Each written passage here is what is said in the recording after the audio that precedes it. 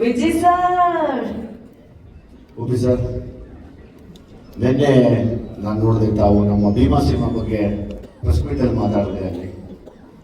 So ಆ ವಿಷಯದಲ್ಲಿ Jagadish ಗೌಡರಿಗೆ thanks ಹೇಳಬೇಕು. ಈ ಸಿನಿಮಾನ ಪ್ರೊಡ್ಯೂಸ್ ಮಾಡಿ ಈ ವರ್ಷದಲ್ಲಿ ಒಂದು ದೊಡ್ಡ ಹಿಟ್ ಆಗೋಕ್ಕೆ ಮಾಡೋದಕ್ಕೆ. ಆ್ಯಕ್ಚುಲಿ ತಾವು ಮಾತಾಡಿದ್ರಿ, ನಾವೆಲ್ಲ ನಿಮ್ಮನ್ನ ಫಾಲೋ ಮಾಡ್ಕೊಂಡು ಬಂದಿರೋದು ಸರ್. ನೀವು ಯಾವಾಗ ಡೈರೆಕ್ಷನ್ ಅಂತ ಬಂದ್ರೆ ಅವತ್ತು ನೀವು ಸಿನಿಮಾಗಳು ನಾವು ಕಾಯ್ತಾ ಇದ್ದವು. ಇವತ್ತು ಕೂಡ ನಿಮ್ಮ ಸಿನಿಮಾ ನಾವು ಒಬ್ಬ ಲರ್ನಿಂಗ್ ಡೈರೆಕ್ಟರ್ ಆಗಿ ಹೋಗಿ ನಿಮ್ಮ ಸಿನಿಮಾ ನೋಡೋಕೆ ನಾನು ಕಾಯ್ತಾ ಇದ್ದೀನಿ. ಇವತ್ತು ಅಭಿಮಾನಿಯಾಗಿ ಕೂಡ ಕಾಯ್ತಾ ಇದ್ದೀನಿ.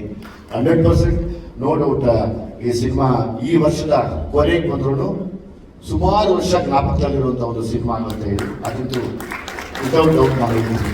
ನಾನು ನಿಮ್ಗೆ ಕೇಳ್ತಿದ್ದೆ ಯಾವಾಗ ಸರ್ ಡೈರೆಕ್ಷನ್ ಮಾಡಿ ಸರ್, ಜ್ಞಾಪಕ ಇದೆ ಸರ್, ಡೈರೆಕ್ಷನ್ ಮಾಡಿ ಸರ್ ಅಂತ. ಸೊ ಅವರೆಲ್ಲ ಬಿಸಿ ಇರೋರು, ಮೋಸ್ಟ್ಲಿ ಅವ್ರು ಮಾಡ್ದಾಗ ಕರೀತಾರೆ ಅಂದ್ಕೊಂಡೆ. ಶ್ರೀಕಾಂತ್ ಅವ್ರ ಮೇಲೆ ತುಂಬ ಆಸೆ ಇತ್ತು, ಹೆಂಗೂ ಸರ್ಗ ಮಾಡಿದ್ರು ಮೆತ್ತಿ ಹೇಳ್ಕೊಂಡೋಗಿ ಬಿಡ್ತಾರೆ ಸರ್, ನಮ್ಮ ವರ್ಕ್ ಆಗಕ್ಕೆ ಬಡಿ ಸರ್ ಅಂತ. ಅದು ಮಾಡಲಿಲ್ಲ ಅವರು. ನಾನೀಗಂತೂ ಹೇಳಿದ್ದೆ ಸರ್ ಹೇಳಿ ಉಪಯೋಗ ಮಾಡಿದಾಗ ಅಂತ. ಆದರೆ ನನಗೆ ಲೈಫ್ ಟೈಮ್ ಡೈರೆಕ್ಷನ್ ಮಾಡಿದ್ದೀನಿ, ಜ್ಞಾಪಕ ಇರಲಿ ಯಾವುದು ಅಂತ ಅದು.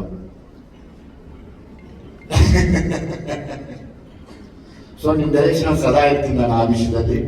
ಹಂಗಾಗಿ ಬರುವಂಥ ಯಾರೇ ನಿರ್ದೇಶಕರಾಗಲಿ, ನೀವೊಂದು ನಾ ಅವತ್ತೇ ಹೇಳಿದ್ದೆ, ಇವರು godfather to the Kannada industry as a director ಅಂತ. ನಾವೆಲ್ಲ ಬಂದರೆ ನಿಮ್ಮ ಶಿಷ್ಯರಾಗಿ ನಿಮ್ಮ ದಾರಿನ ಹುಡ್ಕೊಂಡು ಬಂದಂಥವ್ರು. ಸೊ ಹಂಗಾಗಿ ಯಾವತ್ತಿದ್ರು ನಿಮ್ಮ ಡೈರೆಕ್ಷನ್ಗೆ ನಾವು ಕೂಡ ಒಬ್ಬ ಅಭಿಮಾನಿಯಾಗಿ ಕಾಯ್ತಾ ಇರ್ತೀವಿ.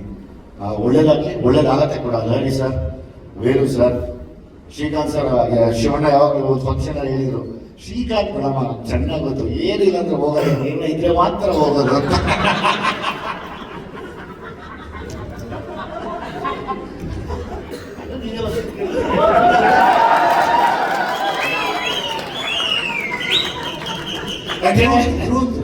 ಶ್ರೀಕಾಂತ್ ಅವರು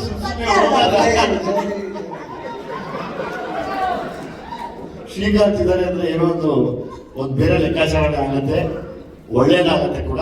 ಒಳ್ಳೆ ಮನಸ್ಸು, ನಾಗಿ ಪುನೀತ್ ಎಲ್ಲ ಸಿಕ್ಕಾಪಟ್ಟೆ ವರ್ಕ್ ಮಾಡ್ತಾ ಇದ್ದೀರ. ಉಪಿ ಸಾರ್ನ ಅವರ ಆಲೋಚನೆಗಳ ತಕ್ಕ ನೀವು ಸಪೋರ್ಟ್ ಮಾಡಿ ಇವತ್ತು ಎಲ್ಲರೂ ದೊಡ್ಡ ವಿಷಯದಲ್ಲಿ ನಿಂತಿದ್ದಾರೆ. ಈ ಸಿನಿಮಾ ಖಂಡಿತವಾಗ್ಲೂ ಸುಮಾರು ವರ್ಷ ಜ್ಞಾಪಕ ಇಟ್ಕೊಳ್ಳುವಂಥ ಒಂದು ಅದ್ಭುತವಾದ ಪ್ಯಾನ್ ಇಂಡಿಯಾ ಸಿನಿಮಾ ಆಗಲಿ ನಾನು ದೇವರಲ್ಲಿ ಕೇಳ್ಕೊತೀನಿ sir. Thank you very much.